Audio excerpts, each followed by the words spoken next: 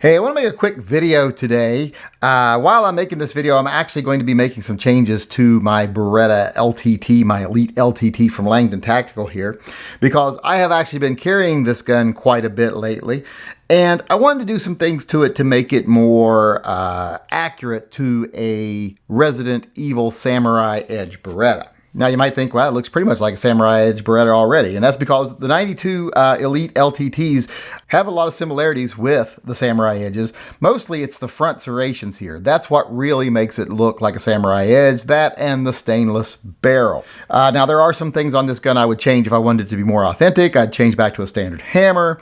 I would change the rear sights to the Resident Evil rear sights. I would change to a black trigger. I would change the mag release, and I would change to an oversized slide stop here if I wanted it to be more accurate. And I do have items like the oversized slide stop and the rear sight that are more accurate to the movie here. But I'm actually saving these. I've got a couple of each, and I'm saving them for builds that are going to be true replicas of Resident Evil Samurai Edge guns. This one is just Samurai Edge-esque. But there is one big problem with it. As you can see, I put Samurai Edge grips on here. I put the Chris Redfield grips on here, and this gun has a rail. The Redfield guns don't have a rail. The ones that have a rail are the Jill Valentine guns. So I needed to put Jill Valentine grips on this, and luckily this weekend I was able to order and receive a set of the Valentine grips, with the lighter blue emblem in them. So I'm going to change that out today. There is one problem though with these Jill Valentine grips. Even though they're amazing grips, they have the wood piece integrated here that goes across the bottom. In a lot of the grips, you can take that piece out. On this one, it's part of the grips, which does make it more solid if you decide to use it. But I have to actually change this gun a little bit because I'm not set up to have this. I've got a Wilson Combat Magwell guide in this gun, which is what I usually replace the lanyard loops with. If you look here to stock gun, you can see the lanyard loop, which I think are a little dated and not useful for anything. So I usually change that out with a Wilson Combat Mag Guide, just like you see on this gun right here. And as you can see with that on there, there's no way you can have the wood piece going along the back. So I'm going to have to take this off of my Elite LTT and put a flat mainspring housing in there. Right here is a flat mainspring housing for the Beretta. I had an extra laying around over here. So I'm going to put this in, and I'll show you how easy it is to put in. And I want to talk to you about something else today while I do this. What I want to talk to you about today has something to do with the fact that a lot of you right now are probably saying, oh my God, the Yankee Marshal's carrying a 9mm. What's gone wrong? Has he become an invalid? Well, no more invalid than I was yesterday, but there is a lot of things to take into consideration when you choose your carry gun, and it's not just caliber. I think all of us know that 9mm is a caliber that's usually more suited to little old ladies and invalids, but in the right combination, a 9mm is very acceptable for carry, even if you're not a 12-year-old girl or a 95-year-old invalid. And that's because there's a lot more to choosing your carry gun than just what caliber it is. Now, there are calibers that have certain advantages over other calibers. Like we all know, .357 Magnum is far superior to most any other handgun caliber. But that isn't the end-all be-all. There's also other things to take into consideration. Another consideration is what actual rounds are you choosing? The type of round makes a big difference. For example, in this gun, I'm carrying the Fort Scott solid copper projectile TUI rounds. And those rounds out of this gun will penetrate level 3A soft body armor.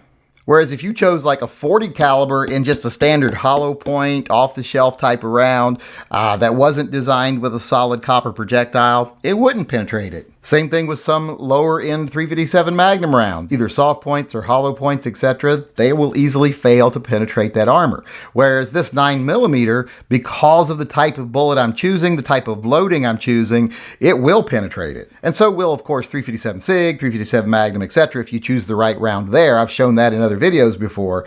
But you don't have to go up to those calibers to get that type of performance if you don't want to. If you want to carry a 9mm and have better capacity, you can get a more similar performance just by choosing a better round and a better loading. Another thing you need to take into account is the actual gun you choose.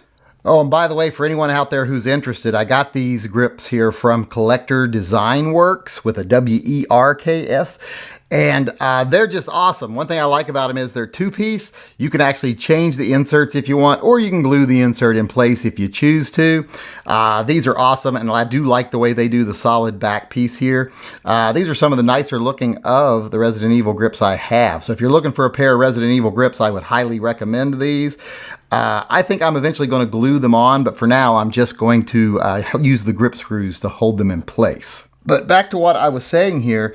Also, something that plays a huge part in how successful you're going to be with self-defense situations is the gun you choose. If you choose the best gun you can have on you, you're probably going to have a better chance of success. I mean, I don't know about you, but I would much rather be shooting 9mm out of what I consider to be the best carry gun on the market right now, the Elite LTT Beretta 92 from Langdon Tactical, than I would be shooting 40 or 10mm out of not only a gun that I didn't trust, but a gun that I didn't shoot as well, that I didn't think was as reliable, etc. I would much rather have a good round with a good design coming out of a great gun than I would a great round coming out of a subpar gun.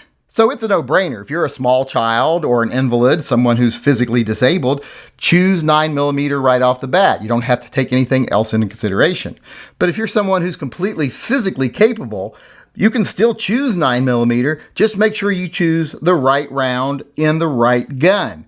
Because like I said, the combination of a good round, a great loading, a good projectile, and a great gun can really make the difference. All right, with the grips on there, you can see why I had to change out the back strap. Boy, that looks awfully nice. So for those of you out there saying, I can't believe the Yankee Marshal would carry a 9mm, I wouldn't carry a 9mm, but I would carry the best 9mm. And when you take a gun as awesome as the Elite LTT, combine it with a round as impressive as the Fort Scott TUI 9mm, and when you consider the gun itself lends itself so easily to looking like the super cool Samurai Edge Berettas from Resident Evil, you've got a no-brainer there that this gun is worthy of being carried by me, the Yankee Marshal. Hey, this is the Yankee Marshal, just reminding everyone out there that if you disagree with anything I say in any one of my videos, be it something political or tactical, I am going to give you the opportunity to come talk to me face to face instead of just having to put stuff in comment sections where someone might not even read them. You can come in one of my live chats and tell me off in person. You just have to send an email to shootingleftofcenter@gmail.com, and in the subject line of that video put slap the yank, and then I will get back with you and set up a time where you can come in one of the live chats and tell me off face to face.